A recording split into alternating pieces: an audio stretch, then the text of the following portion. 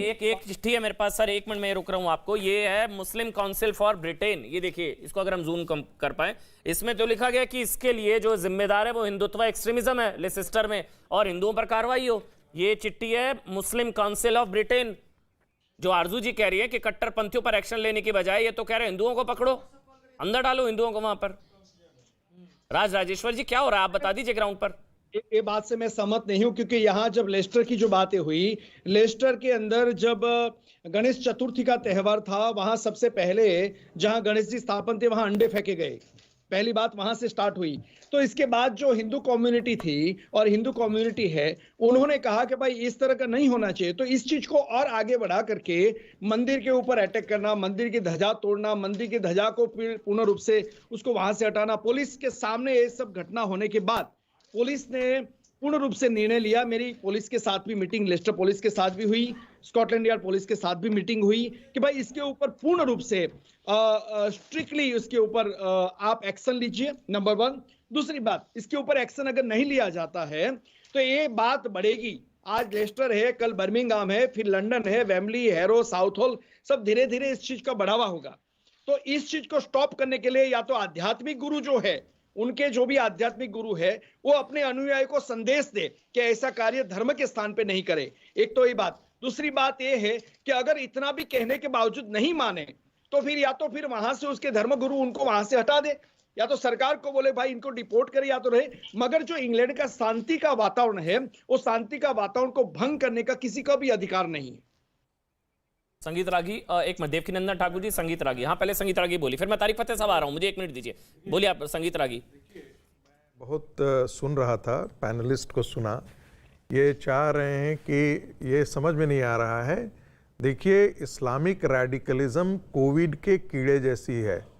उसे कोविड से पूरी दुनिया को साथ होकर के लड़ना पड़ा था। इस्लामिक रेडिकलिज्म जो है वो एक कोविड का ही कीड़ा है। जहाँ जहाँ इस्लाम की जनसंख्या एक सर्टेन प्रोपोर्शन से ज़्यादा होगी, वहाँ एग्रेसिव जिहाद की बातें होंगी ही होंगी। और जब तक दुनिया इसको साथ ला करके नहीं लड़ेगा, ये गुड तालिबान और बैड तालिबान अमेरिकन्स कर रहे हैं, आने वाले दिनों में जिस प्रकार से स्पेन जूझ रहा है, जिस प्रकार से फ्रांस जूझ रहा है, आने वाले दिनों में ब्रिटेन भी इस चीज को जूझेगा। चरण 2 और एक बात और अभी जो नहीं, एक बार और, हाँ वो तो और ही है। तो मुझे शरण दो, मैं तुम्हें शरिया दूंगा। ब्रिटेन के अंदर जो मुस्लिम गए थे, वो मैनचेस्टर और जो पोर्ट एरियाज थे वहां पर गए थे। वहां पर वो पहले मजदूरी का काम करते थे। मजदूरी का काम करने के बाद उनकी जनसंख्या बढ़ती गई। उन्होंने कहा मेरे लिए स्कूल खुलवा दीजिए, मेरे लिए नौकरी की व्यवस्था कर दीजिए। अब ये स्थिति आ गई है कि वो जो है वो चाहते हैं कि वहां पर शरिया कानून लागू हो। आपको पता होना चाहिए कि ब्रिटिश काउंसिल ऑफ मुस्लिम जो है, मुस्लिम काउंसिल जो है, वो कहा कि आप स्कूलों में शरिया के अनुसार हमारी शिक्षा की व्यवस्था कराइए। समझिए ना, ये जो बर्मिंघम के जिस इलाके में हुआ है ना, ये बस 10 सेकंड मुझे बोलने बोलिएगा। ये बर्मिंघम के जिस इलाके में हुआ, 62% मुस्लिम पॉपुलेशन है। 62%। जो बर्मिंघम के बारे में जानते हो वो अच्छी तरह जानते हो कि उसको मिनी पाकिस्तान कहा जाता है उस एरिया में, जबकि एशियन मुस्लिम्स भी हैं और बाकी मुस्लिम भी हैं। दूसरी बात, जब तक हिंदू समाज लड़ने की, प्रतिक्रिया करने की अपनी ताकत नहीं बढ़ेगा, अरे भाई आपके अंदर वायरस घुस रहा है और आप कहें कि हम उपवास रह करके हमारा वायरस खत्म हो जाएगा, तो ये जमाना चला गया। अब एंटीबायोटिक का जमाना है। मुझे जानना है देवकीनंदन जी, मैंने जैसे अब शुरुआत में कहा, कभी ना हो, लेकिन अगर दूसरे समुदाय पर ऐसा होता तो 50 से ज्यादा मुस्लिम मुल्क खड़े हो जाते हैं, इस्लामिक कंट्रीज, मामला अंतरराष्ट्रीय स्तर पर पहुंच जाता है। यहां किसी को कुछ हो ही नहीं रहा है, वहां मतलब हमले हो रहे हैं मंदिरों पर, कुछ है ही नहीं। देवकीनंदन जी, साध्वी जी भी बता रही हैं। अमन जी, हमारी प्रॉब्लम यह है कि जब हम लोगों के ऊपर हमले होते हैं ना, तो हम लोग ये सोच के बैठ जाते हैं कि हमारा नंबर थोड़ी आया, जिनका आया है उनको आने दीजिए, वो अपने आप सिलटेंगे, अपनी समस्या अपने आप सिलटेंगे। लेकिन जब अपने ऊपर आती है तब हम ये आशा रखते हैं कि हमारे साथ सब खड़े हो जाएं। ये बड़ी प्रॉब्लम है। और जैसे हमने देखा कि यहाँ पर किसी एक लेडी ने कुछ बोल दिया था इनके खुदा के लिए या किसी पैगंबर के लिए, तो 56 की 56 कंट्रियां खड़ी हो गई थी, एक साथ एक स्वर में खड़ी हो गई थी।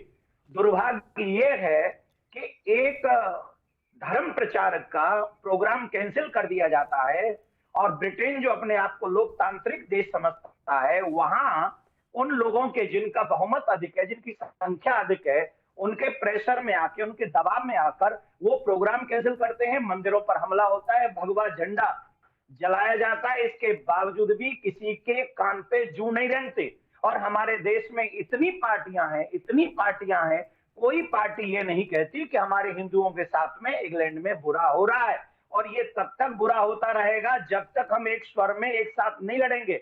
और आज मैं आपके चैनल पर खुलेआम ये कह रहा हूं, जिस दिन 100 करोड़ हिंदू देश में और विदेश में एक साथ खड़ा हो गया, किसी माई के लाल में इतनी हिम्मत नहीं होगी कि सनातनियों के अगेंस्ट आकर वो मंदिरों में आकर आक्रमण कर सके। दुर्भाग्य इस बात का है कि जो भी कोई सनातन के ऊपर आक्रमण करता है, कोई भी एक स्वर में एक साथ खड़े होकर उसका विरोध नहीं करता है, उसका फलस्वरूप ये होता है कि हमारी मथुरा को भी कब्जा लिया जाता है, हमारी काशी को कब्जा लिया जाता है। अब इंग्लैंड में जाके मंदिरों पर आक्रमण होता है। मेरे जहन में बार बार ये सवाल आता है। तारिक फतेह साहब, एक 30 सेकंड का कमेंट ले रहा हूं, फिर मैं ब्रेक पर मुझे जाना है। मेरे साथ दानिश कुरैशी साहब भी जुड़ गए। दानिश भाई, मैं आपके पास आ रहा हूं, लेकिन तारिक फतेह साहब, मैं फिर उसी सवाल पर आ रहा हूं। जो एक सवाल है ना, जो सबके जहन में, हम लोग ये एक्सपेक्ट करते हैं कि पाकिस्तान में हिंदुओं पर हमले होंगे, हम एक्सपेक्ट करते हैं बांग्लादेश में हिंदू, इसलिए सीएए आया था। लेकिन अब ब्रिटेन में भी, लंदन में भी, अमेरिका में भी होंगे, तो फिर क्या होगा? फिर कहां रहेगा हिंदू? कहां जाएगा हिंदू? जहां पे भी जाए, जहां पाकिस्तानी है, वो आपको मुसलमानों पे कहीं आक्रमण नहीं हो सकता, वैसे हिंदुओं पे भी कहीं आक्रमण नहीं होना चाहिए। तारिक फतेह, मैं एक छोटा सा ब्रेक ले रहा हूं। ब्रेक के बाद तारिक फतेह साहब आपसे शुरू करूंगा। ब्रेक की मजबूरी है, छोटा सा ब्रेक ले रहा हूं। छोटा सा ब्रेक। तारिक फतेह साहब, आपसे शुरू करूंगा ब्रेक के बाद, छोटा सा ब्रेक।